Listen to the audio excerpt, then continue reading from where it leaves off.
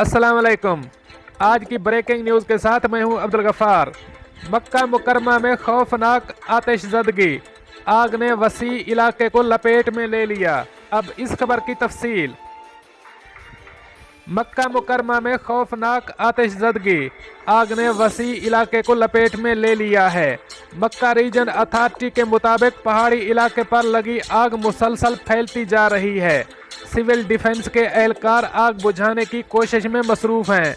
कोई जानी नुकसान नहीं हुआ। मक्का मुकरमा के पहाड़ी इलाके में लगी आग के हवाले से मक्का रीजन अथॉरिटी ने वीडियोज़ ट्वीट की हैं।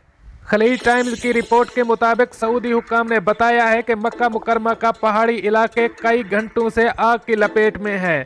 आग ने वसी इलाके को अपनी लपेट में लिया है और मज़ीद फैलती जा रही है। आग ने पहाड़ी इलाके पर दरख्तों को जलाकर राख कर डाला। ताहम आग के बायस ताहाल किसी किस्म की जानी नुकसान नहीं हुआ। मज़ीद बताया गया है कि सिविल डिफेंस के एहलकार आग पर काबू पाने की कोशिश में मसरूफ़ हैं।